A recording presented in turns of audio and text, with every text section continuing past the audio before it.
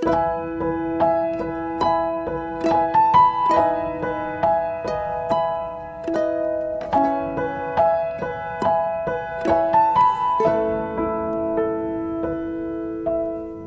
kasih Tuhan.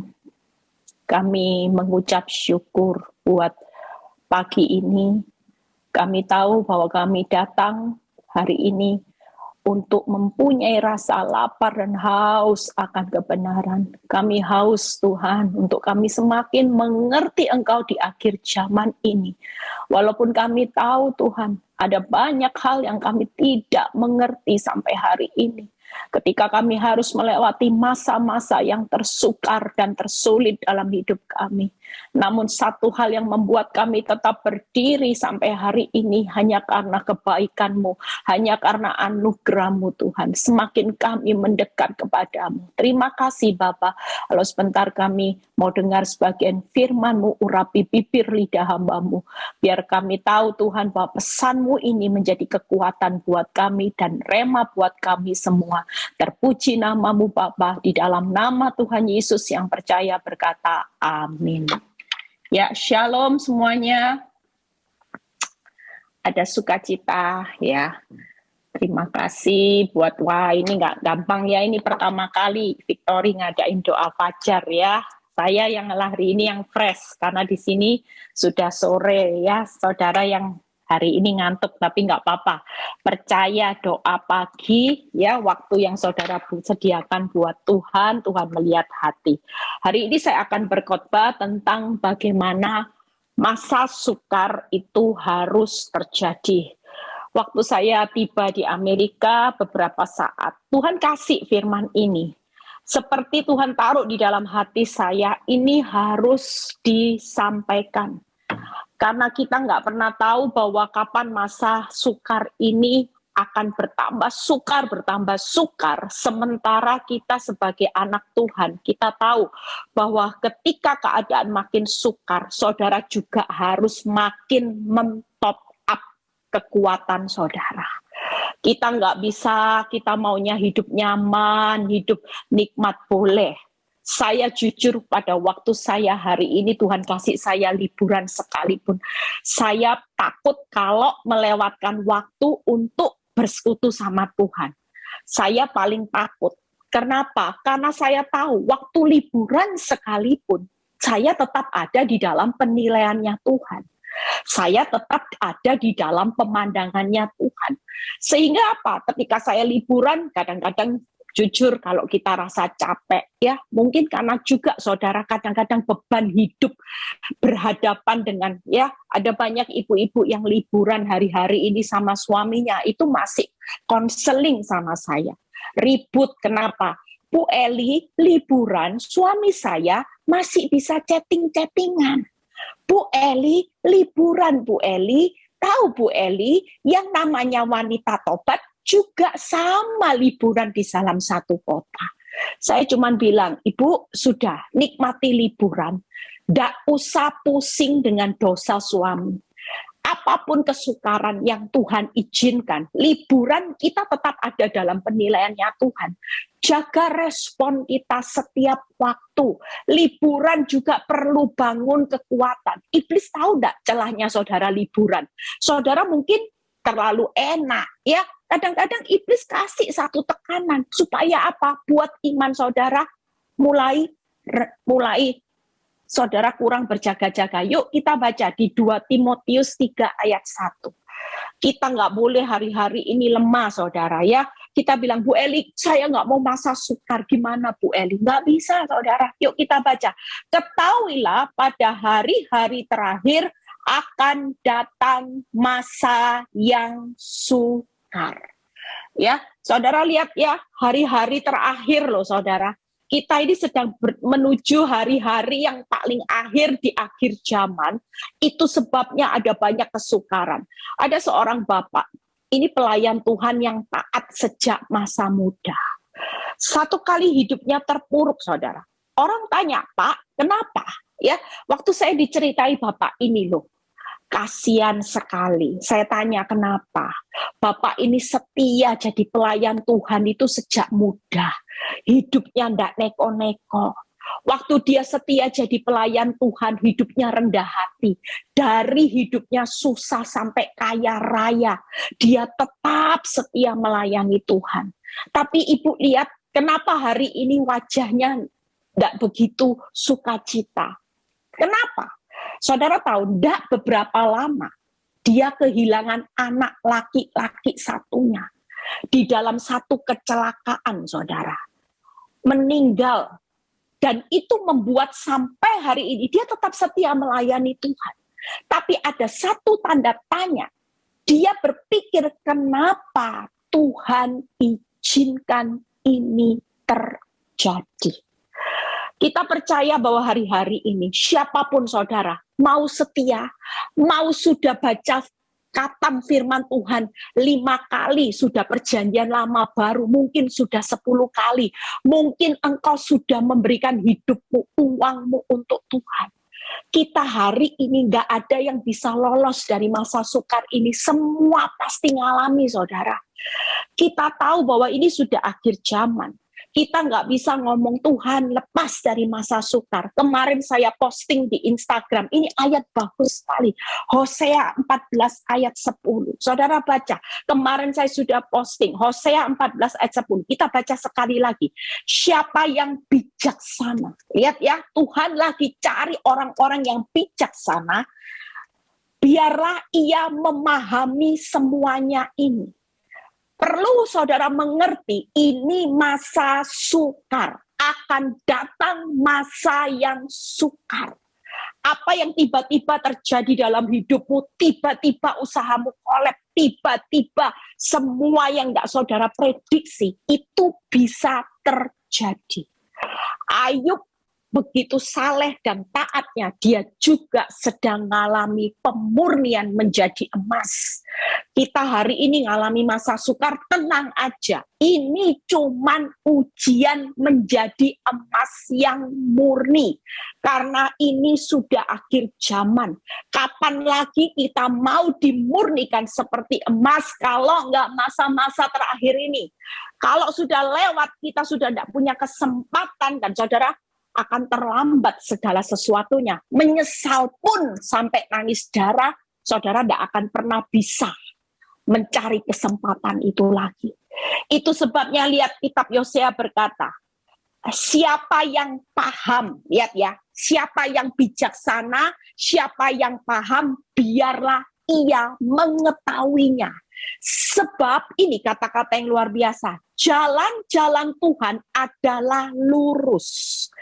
Dan orang benar menempuhnya. Lihat ya saudara, jalan Tuhan itu lurus. Jadi kalau di masa-masa ini, hidupmu mulai agak nyimpang sedikit aja, Tuhan mulai bawa saudara lurus. Lurus. Jadi masa sukar ini tujuan Tuhan supaya kita hidup bijaksana, memahami bahwa jalan Tuhan yang lurus dan orang benar menempuhnya. Tetapi pemberontak tergelincir di situ. Itu sebabnya ada banyak orang, Bu Eli boleh enggak lari dari masa sukar? Kalau suami saya selingkuh, ya gampang aja, cerai. Beres sudah. Siapa yang bilang beres, saudara? Kita tahu bahwa kemarin saya bahas jalan Tuhan yang lurus, yang harus saudara tempuh, itu 3 jalan. Jalan yang bercucuran air mata, berjalan maju, jalan pikul salib, dan yang ketiga adalah jalan yang sempit dan sesak. Semua jalan ini tidak enak, saudara. Bercucuran air mata, kita maunya berjalan maju, bercucuran dengan berkat. Mujizat aja, masa air mata terus Bu Eli. Tapi senyatanya jalan orang benar yang harus saudara tempuh, itu harus dilewati dulu. Baru terakhirnya pulangnya dengan sorak-sorai. Tuhan itu nggak pernah berhutang, saudara. Dia selalu memberikan satu reward, hasil ketika saudara bisa berhasil. Yang kedua, jalan pikul salib sangkal diri. Orang nggak mau pikul salib. Orang lebih enak pikul dosa. TTM enak. Tipu sana, tipu sini enak. Bu Eli Avanza jadi Alphard. Siapa yang nggak mau? Tapi saudara perlu tahu, itulah jalan yang membuat saudara tergelincir. Kalau saudara hari ini mengalami proses usahamu sepi dan engkau mulai ambil jalan pintas dengan jalan berdosa, senyatanya saudara sedang membawa jalanmu itu tergelincir. Saudara pemberontak, artinya pemberontak itu apa? Keluar dari apa yang sudah menjadi ketetapannya Tuhan. Saudara berontak sama Tuhan. Akibatnya keadaan hidupmu di depan bukannya menemukan jalan dengan sorak-sorai, tapi akan tergelincir. Dan saudara perlu tahu hari ini, kalau di balik salib, saya selalu berkata, saudara jangan meremehkan pikul salib. Nikmati saudara. Kenapa? Karena di balik salib itu selalu ada 3K. Ada kebangkitan, ada kemenangan, ada kemuliaan. Itu sebabnya ketika saudara tahu betapa mulianya jalan salib daripada jalan dosa, pikul dosa, jauh lebih mulia daripada pikul dosa, pikul salib jauh lebih mulia. Ambil jalan itu. Dan yang ketiga adalah jalan yang sempit dan sesak, tapi ujungnya saudara bertemu dengan jalan kebenaran dan kehidupan. Itu sebabnya kalau di masa sukar, kita tidak perlu takut hari ini. Saudara tidak perlu bandingkan, aku sudah ini. Seperti Bapak itu, setiap kali dia melayani Tuhan, dia berpikir, kalau Tuhan baik, kenapa anak laki satu-satunya meninggal dalam kecelakaan? Tuhan kan harusnya punya kuasa untuk memagari. Katanya orang benar dipagari dengan pagar perisai. Kenapa Tuhan? Ini anak yang baik. Bukan anak yang ugal-ugalan, suka minum. Tapi anak yang baik. Tapi Tuhan izinkan semua itu terjadi. Dan saya terlalu percaya Bapak ini sedang menyelesaikan 3 jalannya Tuhan. Sempit pikul salib, cucuran air matanya deras sekali. Tapi ketika dia hari ini tetap setia, dia tahu bahwa di ujung penantiannya ada sorak-sorai yang orang lain tidak bisa menikmati. Dia sudah menjara, saudara. Orang lain tidak menikmati kebangkitan, kemuliaan, bahkan kemenangan yang luar biasa. Dia sudah menjaranya. Ketika hari ini dia tetap setia, dia tetap menempuh jalan ini. Dan ini ayat yang luar biasa, ya. Amsal 11 ayat 8. Siapapun saudara hari ini, tingkat kesulitanmu sesulit apapun, ini ayat yang membuat saudara dan saya hari ini bisa bernapas. Yuk lihat Amsal 11 ayat 8. Ya, makanya jangan tergelincir. Jangan lari, pesan saya. Jangan pernah keluar dari jalan kehidupan yang memang Tuhan sudah tetapkan. Jangan pemberontak.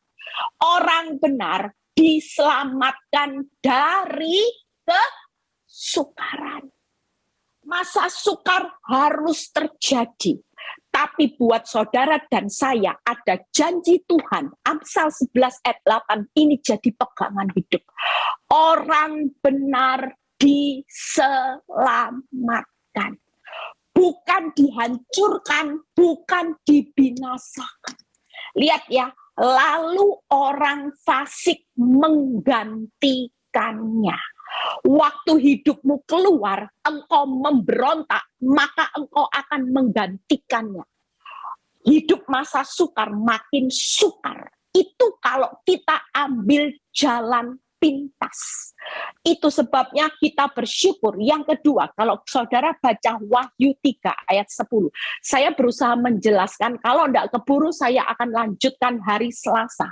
Saya akan khotbah. Wahyu 3 ayat 10. Ya, kita baca sama-sama. Karena engkau menuruti firman-Ku, nah ini bicara taat dan tekun hari-hari ini. Saya, saudara menjalani masa sukar, saudara tetap taat aja. Jalani jalan 3 tadi, ikuti aja. Dan saudara tetap sabar. Sudah, kalau belum ditolong berarti belum waktunya Tuhan. Sering kali saya bilang sama ibu-ibu yang lagi ngalami proses, saya bilang gini, Bu, jangan mempercepat waktunya Tuhan. Kalau sampai dia jatuh, PHP kamu, berarti Tuhan belum selesai urusannya dengan suamimu, dengan ibu.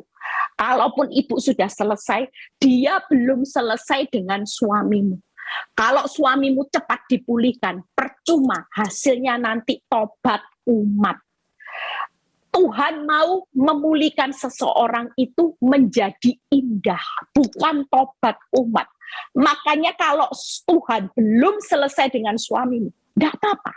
Pengalaman hidup saya, suami saya, pada waktu terjadi PHP, yang saya tangkap tiap kali PHP pengharapan palsu dan dia jatuh lagi, di situ saya lihat Tuhan mulai bangun fondasinya dari dalam. Saudara tangkap ya, lahirianya dia boleh jatuh, tapi yang saya lihat bahwa Tuhan selalu bangun fondasi dari dalam. Kenapa? Karena pengalaman berbuat dosa berhadapan dengan Tuhan itu suatu proses. Pembelajarannya ada.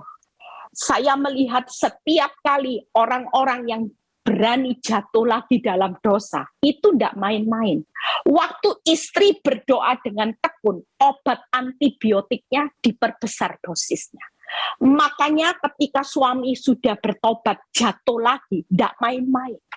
Walaupun dia jatuhnya lebih parah, nanti penghakiman Tuhan, antibiotik yang dikasih sama suami yang jatuh, itu tidak main-main. Diperbesar tekanannya, diperbesar dosisnya. Itu pembelajaran yang membuat dia bertemu dengan juru selamat. Dan itulah cara yang membuat dia kalau tobat sudah ampun, saudara. Kalau saudara yang pakai cara, dia tidak akan ampun. Tapi kalau waktunya Tuhan, siapapun, anakmu yang lagi jatuh bangun dalam dosa, tekunlah menantikan waktunya Tuhan. Taat aja, berbuat baik, layani tetap.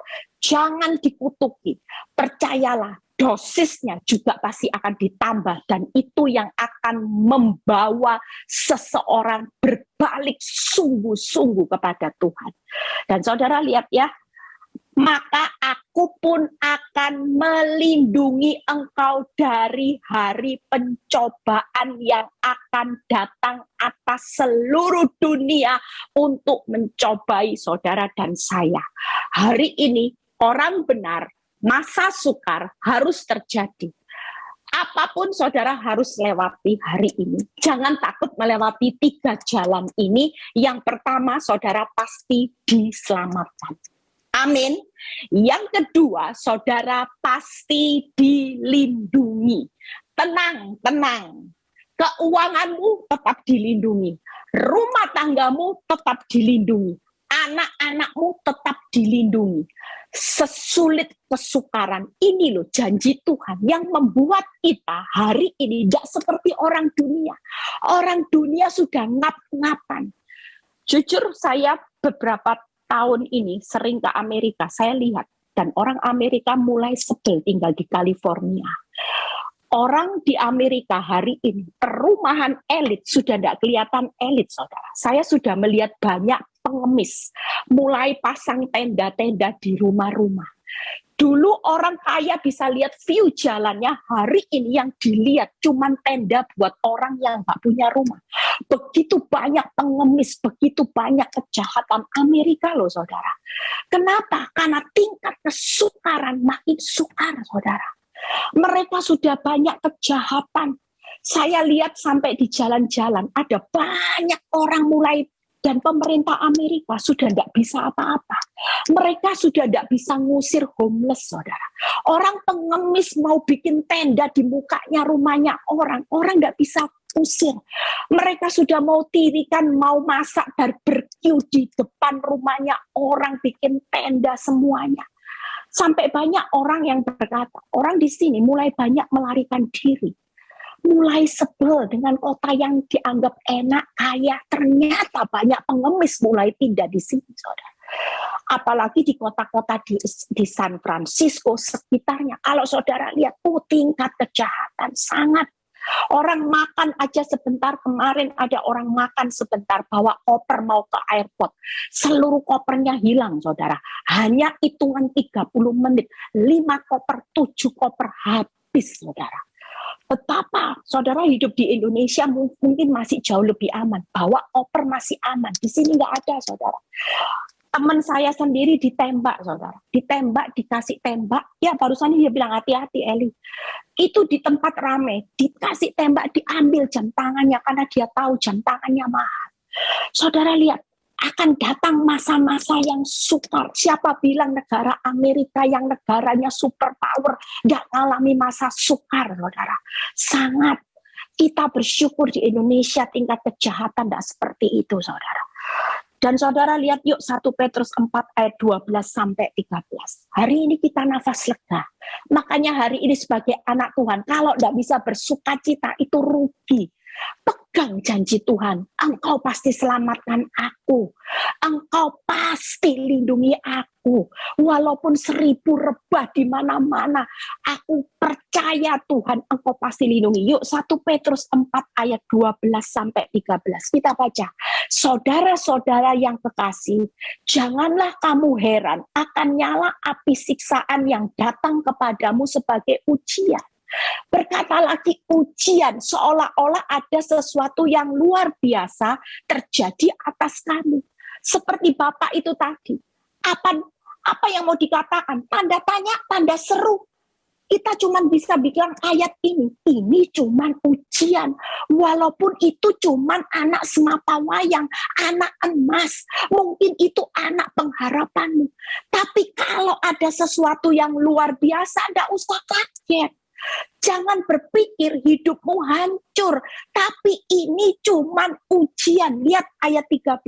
Sebaliknya, apa yang firman Tuhan suruhkan, perintahkan, sukacita. Lihat ya, orang benar itu sudah diberi standar loh saudara. Orang lain kalau mengalami kehilangan anak, rugi besar-besaran, mereka nggak bisa sukacita. Karena mereka nggak tahu ini apa. Tapi buat saudara, jangan lagi tanda tanya, tanda seru, question mark, ada di kepikiran, kenapa ya? Kok bisa ya? Gak usah. Kita semua hanyalah ujian.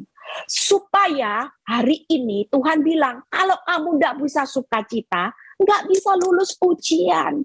Tapi kalau bisa sukacita, ini kan ujian. Ya jalani 3 jalan itu tadi. Sesuai dengan bagian yang kamu dapat dalam penderitaan Kristus. Orang kalau bilang masa sukar, penderitaan, itu dianggap aib. Dianggap bencana, malapetaka. Tapi firman Tuhan berkata, sesuai dengan bagian. Wow. Bagian loh saudara, ikut ambil bagian dalam penderitaan Kristus itu sesuatu yang mulia. Di sana ada banyak hal yang mulia, yang besar, perkara-perkara besar di balik penderitaan Kristus, supaya kamu juga boleh bergembira dan bersukacita pada waktu Ia menyatakan kemuliaannya. Hari ini pesan saya, yuk sukacita, gembira saudara. Lihat 3 hal ini aja. Saya kalau susah dulu, saya selalu ingat ayat-ayat janji Tuhan. Tuhan selalu ajarin hidup saya, Eli sukacita, gembira bukan karena suamimu sudah kembali. Kalaupun suamimu tambah parah, sampai cuek sama kamu, sampai punya 2 anak, engkau tetap sukacita, engkau tetap gembira saja. Karena ini cuma ujian. Nggak usah heran, nggak usah kaget. Biasa. Kenapa ini lo bukan malapetaka? Lah kalau saudara hari ini mikir malapetaka, ya iblis yang ambil alih. Apa yang saudara pikirkan, dia akan melakukan. Tapi kalau saudara berpikir, iya ya, aku harus sukacita, aku harus gembira, memang masa sukar harus terjadi, itu firman Tuhan, itu kehendak Tuhan. Kalau aku bisa menjalankan berarti aku orang yang bijaksana. Tapi kalau aku melawan Tuhan dengan memilih jalan hidup sendiri, berarti aku pemberontak yang akan tergelincir. Tapi kalau aku ikut jalan yang harus aku tempuh, firman Tuhan berkata, aku akan menyelamatkan. Aku akan melindungi engkau. Pencobaan dunia kalang kabut. Dunia lagi kepayahan. Tapi aku tetap hadir sebagai Bapak yang baik. Melindungi anak-anaknya. Aman, saudara. Keuanganmu selamat. Keluargamu selamat. Hidupmu selamat. Sudahlah. Tidak ada kekuatan lain di dunia ini selain hari-hari ini. Saya bisa sampai hari ini. Hidup saya cuma ngandalin Tuhan. Nggak ada yang bisa saya andalin. Kepintaran saya sudah nggak bisa. Kecantikan saya nggak bisa, saudara. Kepintaran saya untuk menasehati suami dengan firman sudah nggak bisa. Hari ini satu-satunya yang saya bisa andalkan, hanya saya mengandalkan kekuatan Tuhan di masa sukar. Dan saya percaya, hari ini saya pasti diselamatkan, pasti dilindungi. Dan yang ketiga, hari ini percayalah, saya pasti akan mengalami yang ketiga. Yang ketiga apa tadi? Dikuatkan. Yuk kita lihat ya, ayat Efesus 6 ayat 10. Kita baca. Ini ayat kata kunci juga ya. Tuhan mau di masa sukar, kita mau. Lihat ayat Efesus 6 ayat 10. Akhirnya, nah kalau sudah akhirnya, itu kesimpulan dari semua proses hidupmu, apa yang kau jalani. Tuhan berkata pagi ini, akhirnya ya nak, masa sukar tahu ya, harus terjadi. Jadilah orang bijaksana, jangan berontak loh ya. Tetap jalani supaya engkau tidak tergelincir. Lihat, hendaklah kamu kuat. Di dalam kekuatanmu sendiri, di dalam depositomu. Orang yang hari-hari ini kuat di dalam depositonya, hati-hati. Ada banyak orang, saya sendiri kemarin dengar cerita orang miris, saudara. Saya disebutkan nama miris, saudara. Saya kenal orang ini. Orang ini kaya, saudara. Tidak mungkin habis 7 turun. Orang itu tidak mungkin, saudara. Orang kemarin saya dengar cerita, kamu tahu hari ini hidupnya miris. Habis. Rumah dijual, rumah gedong, saudara. Rumah mewah, sudah disekolahkan bank dan hari ini. Dan saya miris nanti bulan-bulan ini di Indonesia, ya, yang saya dengar dari beberapa orang. Akan banyak rumah murah. Nah, saudara yang punya uang siap-siap. Saya tanya kenapa? Ya, orang bank bilang, karena masa jatuh tempo hutang orang Indonesia, bank-bank sudah jatuh waktunya.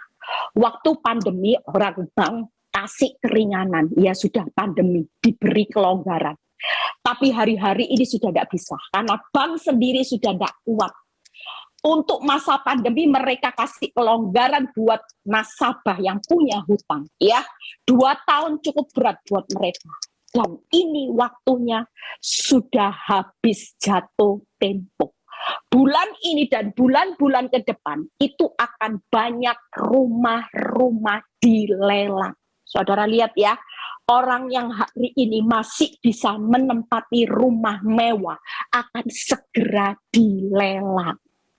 Waktu saya dengar nama satu orang ini, saya kaget, saudara. Wow, hidup miris ya.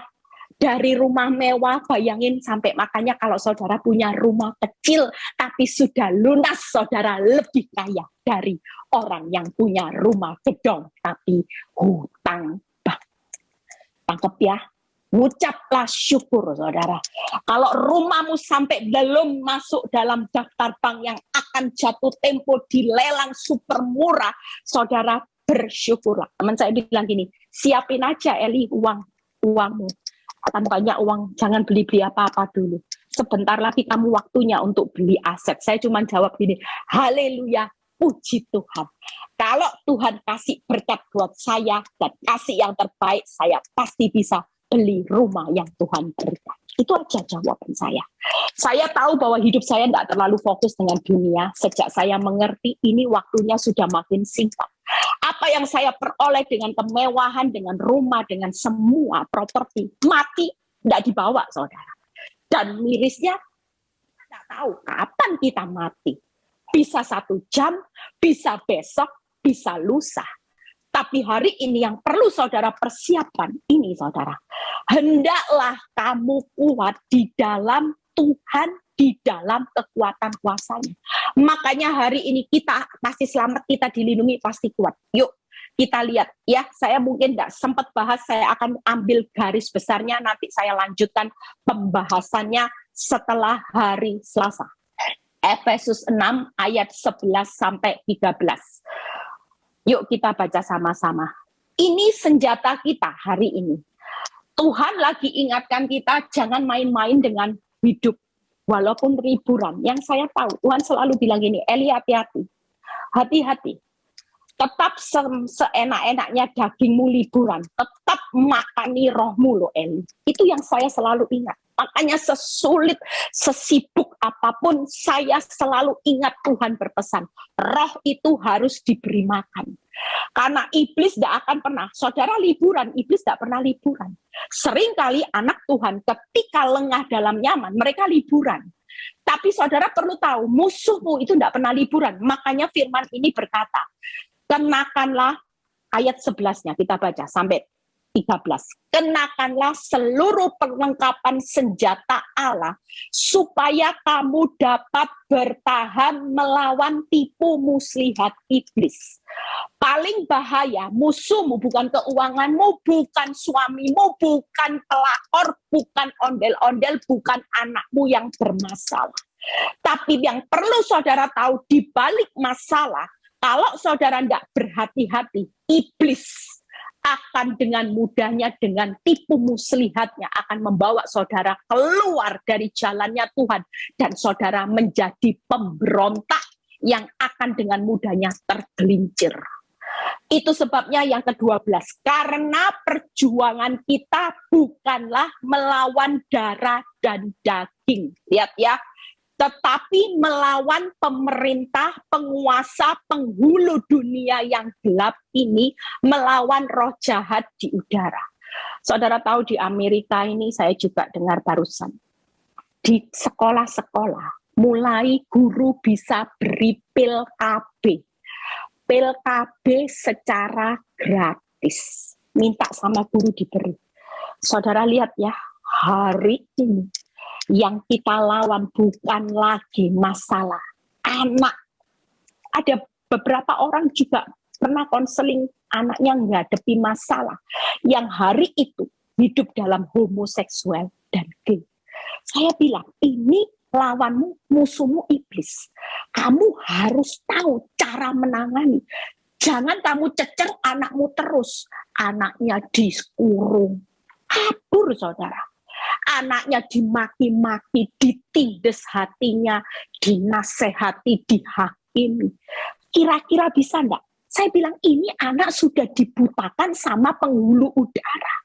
Perjuangan ibu hari ini terus pakai perlengkapan senjata Allah. Saudara lihat ya ayat berikutnya. Hari ini tidak main-main saudara. Yuk kita lihat 13-nya. Sebab itu ambil seluruh perlengkapan senjata Allah supaya kamu dapat mengadakan perlawanan pada hari yang jahat itu dan tetap berdiri. Kalau hidup di masa sukar, saudara mau tetap berdiri, saudara nggak bisa hari ini enak-enakan. Yang saudara perangi terus suamimu, pelakor diteror, anak diteror, keuanganmu kau tabrak sama, nggak bisa saudara. Hari ini iblis sedang cari cara dengan tipu muslihatnya melalui masalah itu untuk menghancurkan hidupmu. Tapi firman Tuhan hari ini menyadarkan buat saudara, ambil seluruh perlengkapan senjata Allah supaya engkau tetap berdiri sesudah kamu menyelesaikan segala sesuatu. Saya punya ayat yang bagus, Roma 6 ayat 13 ya. Kita baca. Saya ingat ayat ini tiba-tiba. Yuk kita baca. Ini yang kita perlu lakukan, saudara, hari-hari ini. Jangan perangi apapun. Pakai perlengkapan senjata Allah. Itu senjata yang paling jitu. Karena ketika saudara berhasil memakai perlengkapan senjata Allah, saudara pasti tetap berdiri. Dan Tuhan tetap akan melakukan bagiannya. Percayalah, anakmu pasti selamat. Anakmu pasti dilindungi. Dan anakmu pasti memperoleh kekuatan. Karena apa? Karena Tuhan yang akan menopang. Ketika kita kuat, hasil akhirnya, percayalah, seisi rumah kita, seluruh pergumulan kita, ketika kita tetap tinggal di dalam kekuatan kuasanya, kita pasti mengalami kemenangan. Itu pasti. Yuk kita baca Roma 6 ayat 13. Dan janganlah kamu menyerahkan, lihat ya, anggota-anggota tubuhmu kepada dosa. Lihat ya, hari ini semua masa sukar, semua kesulitan hidup, tujuan Tuhan hari ini, kita ini jalan hidupnya supaya tidak menyerahkan anggota tubuh kita kepada dosa. Seringkali waktu nyaman, enak, kita tanpa sadari, mulut kita diserahkan kepada dosa, sukanya maki orang, nipu orang, nyakiti orang, fitnah orang. Jujur, apa yang kita lakukan dengan anggota tubuh kita, tangan kita bukannya suka nolong orang, malah suka ngemplang orang. Pikiran kita seharusnya untuk pikir yang baik, licik. Kita berpikir, itu sebabnya hari ini tujuan Tuhan dengan masa yang sukar. Kalau dia sudah beri jaminan, tenang aja. Kalau dia sudah beri jaminan, pasti selamat, dilindungi, dan kau pasti kuat keadaan hidupmu. Yang paling utama hari ini, kenakan seluruh perlengkapan senjata Allah supaya hidupmu tidak diserahkan anggota tubuhmu kepada dosa untuk dipakai sebagai senjata kelaliman. Tetapi serahkanlah dirimu kepada siapa, saudara? Allah. Belajarlah di masa sukar hari ini, bukan lagi pusing cari jalan keluarnya. Dia sudah tahu solusinya, anak lesbi gimana, masa depan anak pemberontak gimana, menghadapi suami selingkuh. Tuhan itu pakar. Saudara tidak bisa merubah seseorang, tapi Tuhan sudah punya solusinya. Merubah mertua yang cerewet, oh pakarnya dia. Merubah anak pemberontak, oh pakarnya. Jelas karena dia pencipta, dia yang merajut kita, saudara dan saya, sejak dari dalam kandungan. Dia jelas tahu pakarnya, saudara. Apa yang sulit buat hidupnya, buat hidup Tuhan, tidak ada. Buat kita sulit, tapi buat Tuhan tidak. Dan saudara perlu tahu hari ini yang pesan Tuhan yang paling utama. Kalau saudara ngambil seluruh perlengkapan senjata Allah, mulai serahkan hidupmu kepada Allah sebagai orang-orang yang dahulu mati.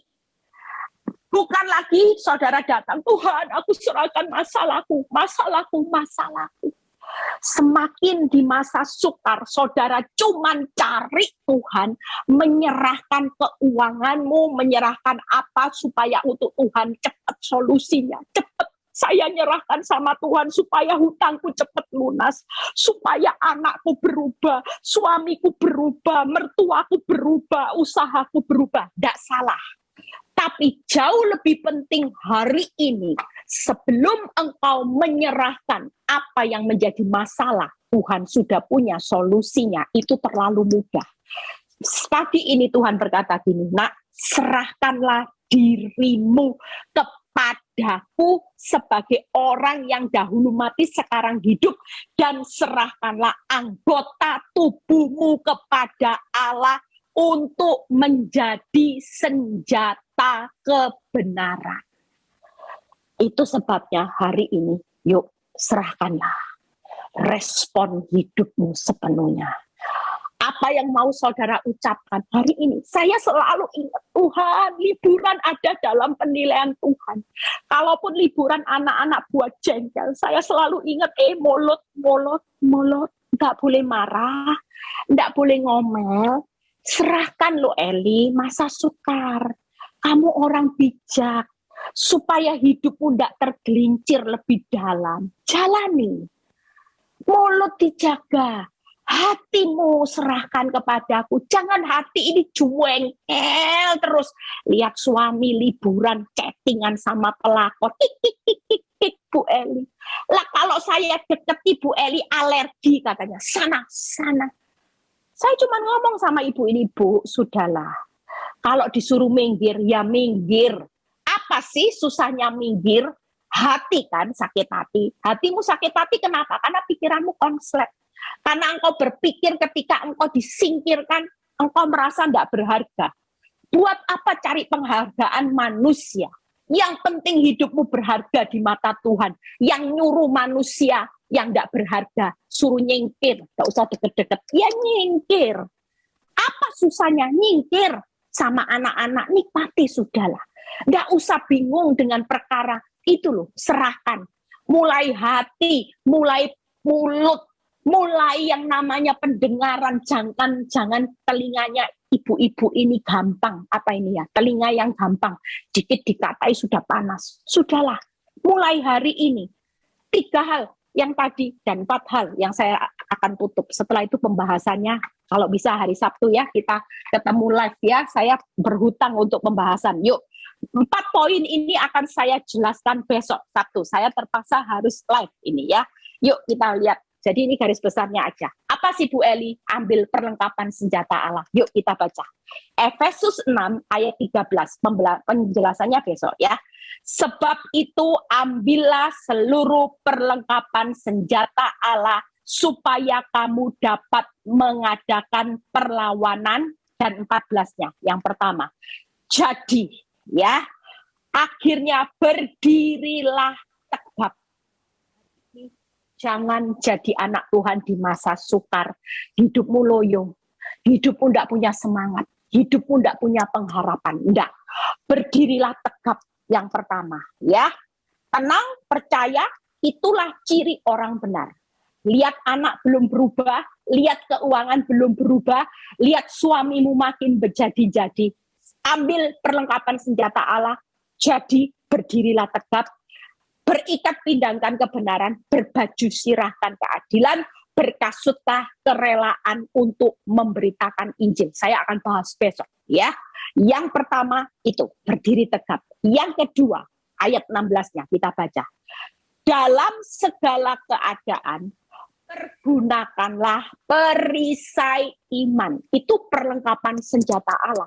Selain hari ini dengar berita buruk, lihat anakmu tambah heboh, tenang aja. Iblis itu paling takut kalau lihat orang tenang percaya. Kalau orang panik, itu kenapa? Iblis bisa baca. Panik itu karena saudara memperkuat penglihatanmu. Yang dilihat fakta. Iblis bisa baca enggak? Oh jelas. Orang yang panik, iblis bisa baca, enggak punya iman. Jelas itu ya. Jadi hari ini pergunakan perisai iman ya, sebab dengan perisai itu kamu akan memadamkan semua loh. Lihat ya, iman jangan dianggap remeh. Firman Tuhan mengatakan semua panah api dari si jahat itu bisa padam ketika imanmu kuat. Nanti saya akan bahas iman itu apa. Iman itu kalau dilakukan nanti jadinya apa. Saya akan bahas besok ya. Jadi hari Sabtu kita akan ketemu lagi. Iman yang kedua ya. Jadi iman ini tidak main-main. Makanya kalau ada orang yang sudah terpuruk, sudah tidak bisa ngapa-ngapain, seperti orang di ICU yang divonis sudah hidupnya cuma tinggal 3 bulan. Saudara benar-benar mengalami keadaan yang sulit. Tapi buat anak Tuhan, ada satu kekuatan iman yang bisa mengalahkan dunia dan memadamkan semua. Panah api apa yang hari ini ditembakkan iblis? Engkau bangkrut, anakmu bakal hancur, rumah tanggamu hancur, suamimu hancur, Eli, semua hancur. Itu panah api si iblis. Hari ini engkau dengan iman dan kau berkata gini, aku tidak akan pernah hancur. Aku anak Allah, aku tahu bahwa hidupku sudah diselamatkan. Masa sukar memang orang benar harus mengalami. Tapi Amsal 11 ayat 8, Tuhan datang untuk menyelamatkan orang benar. Diselamatkan dari kesukaran. Pencobaan seluruh dunia, pandemi ini aku tidak bisa kabur. Tidak bisa lari dari kenyataan. Aku harus mengalami.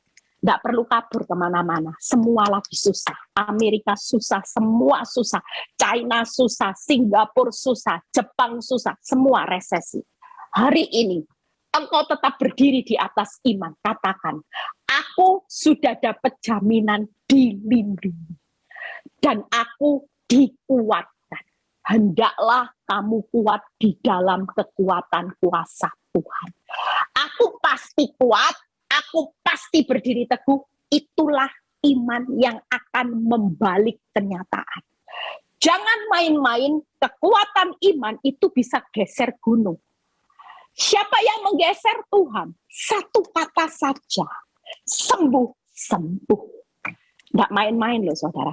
Satu kata tapi disertai dengan perbuatan orang benar, itu hidup. Gunung itu hidup geser, saudara. Tapi kalau banyak kata, engkau tidak punya iman yang kuat, engkau cuman pandai untuk ngomong dan ngomong, ya, itu sebabnya hari ini jangan pernah ragu. Semakin engkau berdiri teguh hari ini dengan iman, membalik kenyataan, semua panah api, gunung masalah akan geser jadi gunung berkat hanya iman. Itu yang kedua, ya. Bu Debbie tadi tanya, saya akan live hari Sabtu, ya. Karena ini tidak selesai, nanti kalau terlalu panjang saudara juga lupa. Saya lanjutkan. Yang ketiga, yuk 17 kita baca. Dan terimalah ketopong keselamatan dan pedang roh, yaitu firman Allah, ya. Jadi yang ketiga, B yang ketiga, yang tadi yang pertama, B-nya yang pertama tadi apa? Yang pertama adalah beriman, berdiri tegap, ya. Yang ketiga yaitu baca firman. Ketopong keselamatan itu pedang roh, yaitu firman. Hari ini kalau saudara tidak makani rohmu, omong kosong. Hari ini engkau tidak akan bisa menang dengan tanpa perlengkapan senjata Allah. Tanpa baca firman, nanti saya akan bukakan firman besok. Baca firman itu gunanya apa? Yang keempat, 18, ya. Jadi B yang ketiga, baca firman. 4B ini adalah perlengkapan senjata Allah. Berdiri tegap dengan tenang dan percaya. Yang kedua, beriman. Yang ketiga, baca firman. Yang keempat, 18. Dalam segala doa dan permohonan. Berdoalah setiap, apa saudara? Setiap seminggu sekali. Makanya walaupun liburan, jangan lupa untuk berdoa. Tanpa berdoa, saudara, wow, gampang, saudara, ya. Berdoalah setiap waktu di dalam roh dan berjaga-jagalah di dalam doamu dengan permohonan yang tidak putus-putusnya untuk segala orang kudus, ya. Hari ini yang ketiga adalah yang keempat, yaitu berdoa. Hari ini tanpa kekuatan doa, kita semua ambruk. Saya kalau nggak punya kekuatan doa, nggak mungkin kuat. Justru tanpa saya sadari, doa itu kelihatannya simpel. Saya kalau sudah stres, doa itu nggak bisa ngomong, saudara. Doa itu sama Tuhan cuma nangis. Cuman ya sudahlah Tuhan. Cuman bisa ngomong gini, haleluya. Saudara kalau sudah tidak kuat, nyanyi lagu itu aja. Saya cuma nyanyi lagu itu haleluya 12 kali. Nanti setelah ini kita nyanyi haleluya. Saudara lihat ya, di tengah saudara ngomong haleluya aja, tanpa ngucapin apa-apa, saudara akan merasakan Tuhan menjamah hati saudara. Saya kalau sudah tidak kuat, saya tidak ngomong apa-apa, saudara. Saya cuma nyanyi haleluya. Haleluya, itu air mata netes, saudara. Netesnya sudah gini, saya nggak bisa apa-apa, Tuhan. Saya sudah nggak bisa apa-apa. Saya cuma bisa ngomong, terpujilah namamu di atas masalahku ini. Haleluya itu artinya itu, saudara. Jadilah kehendakmu di atas masa sukarku ini. Nangis cuman haleluya 12 kali, saudara. Dahsyat. Tuhan kasih saya rema yang begitu kuat. Tiba-tiba firman itu muncul, saudara. Tuhan kasih saya nasihat, dan ketika saya selesai haleluya 12 kali, itu seperti vitamin ekstra jos. Saya tahu apa yang harus saya lakukan sebagai anak Allah hari ini setelah saya ngomong haleluya. Sering Tuhan bilang gini, Eli, kalau suamimu pergi, aku itu turut bekerja kok. Kamu gak usah bingung. Kamu ditinggalkan, sakit hati. Kok suamimu pergi sama wanita itu?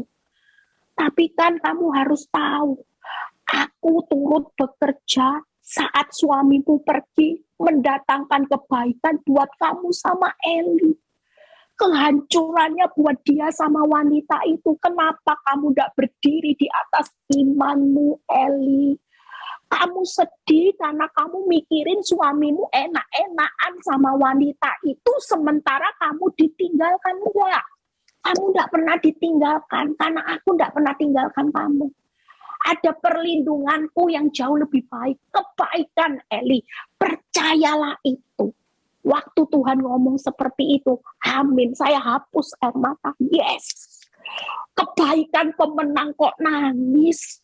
Lah situ hancur, seharusnya kamu bersuka cita, bersorak. Oh, perginya pergi hancur. Pernah kan saya kesaksian, suatu kali saya setelah haleluya, saya perkatakan ini. Saudara tahu, suami saya pergi yang janjinya 3-4 hari, 1 hari pulang, saudara. Dan 1 hari pulang, suami saya bilang gini, kamu ya pasti doain saya.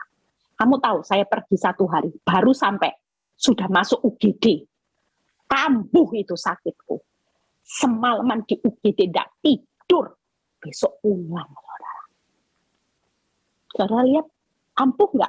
Kenapa? Karena kuasa haleluya itu berarti saudara sedang berkata, jadilah kehendakmu di atas masalahku. Apa yang kau mau Tuhan, jadilah. Kalau itu jadi kekuatan, maka iblis itu akan lari, gemetar. 4 hal ini besok saya akan lanjutkan, ya. Saya besok Sabtu ingat jam 11, ya. Yuk kita berdoa, kita mau haleluya 12 kali, ya. Siapapun yang pagi ini punya pergumulan, yuk, enggak usah ngomong apa-apa. Kita mau saat teduh sama Tuhan, ngomong haleluya, nyanyi haleluya aja. Dengar suara Tuhan. Apa sih yang Tuhan mau? Ya, yuk Fran nyanyi haleluya 12 kali. Saudara angkat tangan yang punya pergumulan masa-masa sukar ini. Tidak ada yang sukar. Tuhan mau lepaskan semua beban berat letih lesumu pagi ini. Jalani masa sukar. Tetap jadi orang yang bijaksana. Jangan berontak, saudara. Tuhan itu tetap Tuhan yang baik. Dia pasti menyelamatkan, melindungi saudara. Tidak usah takut, saudara. Haleluya, haleluya, haleluya,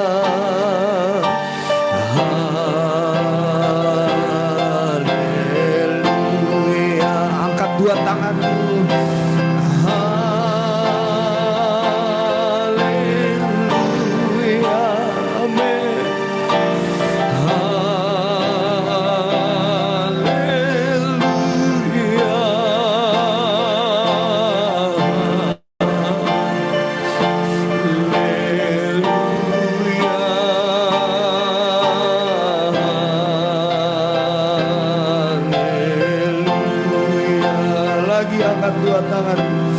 Haleluya.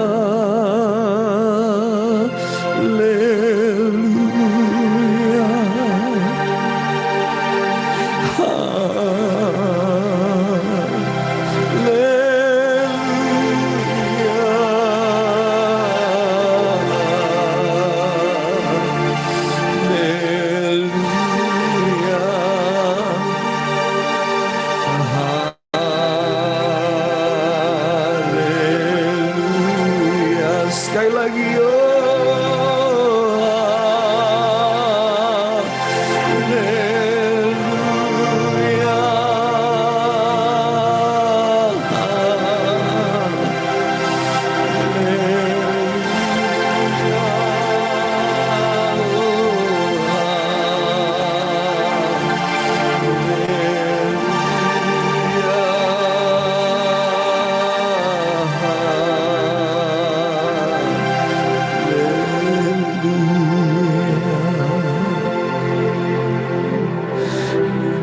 Terima kasih Yesus.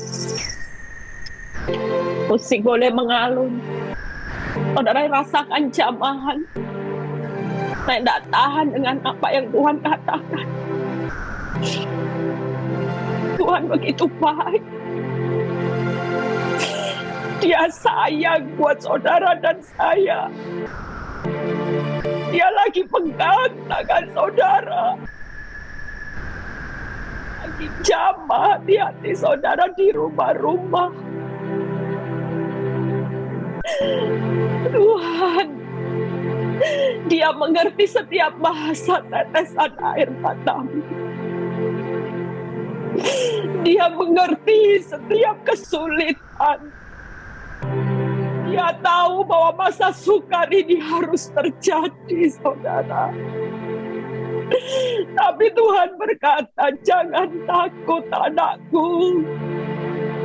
Aku tak pernah meninggalkan engkau sendiri. Aku selalu melindungi engkau di tengah masa sukar. Dan aku pasti menyelamatkan engkau dari masa sukar. Aku pasti menguatkan engkau menjalani jalan yang harus engkau tempuh, anakku. Tetaplah jadi orang benar. Tuhan mau melalui firman hari ini berikan seluruh tubuhmu alat-alat senjata kebenaranku. Pakai perlengkapan senjata Allah. Hendaklah engkau kuat, anakku. Ini bukan waktunya lagi engkau mengejar kepentinganmu. Bukan lagi mengejar untuk engkau menyelesaikan masalahmu. Karena aku sudah punya solusi atas setiap keuanganmu, keluargamu, anak-anakmu.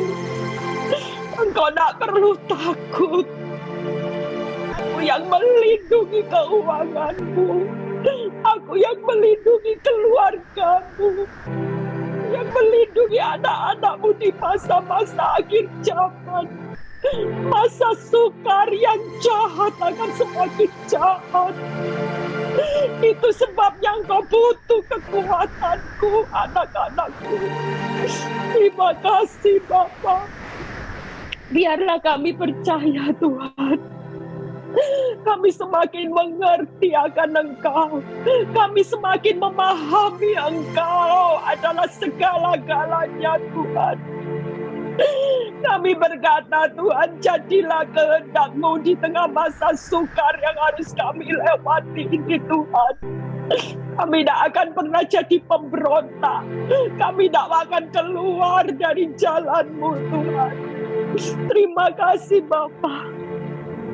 Percaya Tuhan, Engkau sudah mengambil alih setiap beban hidup kami. Engkau sudah menopang setiap kehidupan kami. Biarlah Tuhan Engkau menopang setiap kami yang hari ini datang dengan berbagai macam pergumulan hidup. Penyakit, sakit, penyakit, jadilah sembuh oleh pilur-pilur Yesus, jadilah sembuh. Yang alami keuangan, Kami percaya Tuhan, berkat-Mu yang menjadikan setiap kami kaya susah payah tanpa menambahi di akhir zaman, di akhir masa sukar ini. Dan kami percaya suami anak-anak kami sudah mengangkat tangan. Kami tidak pakai kekuatan kami melawan darah dan daging lagi. Kami akan pakai senjata Allah untuk memenangkan anak-anak kami, memenangkan suami kami, memenangkan orang tua kami, memenangkan Tuhan pasangan hidup kami masing-masing. Terima kasih Bapa. Kami percaya Tuhan, melalui doa pagi ini, kekuatan Tuhan mengalir, kekuatan ilahi mengalir. Kami setelah selesai berdoa ini, kami pasti berbeda Tuhan. Terima kasih Bapa, terpuji nama-Mu. Engkau memberkati setiap kami yang sudah bergabung pagi ini, baik pelayan-pelayan-Mu yang setia memberikan waktu di pagi hari. Terima kasih Bapa, terpuji nama-Mu Bapa. Kami percaya Tuhan, kuasa-Mu akan dinyatakan. Di dalam nama Tuhan Yesus yang percaya berkata, amin. Tuhan Yesus memberkati.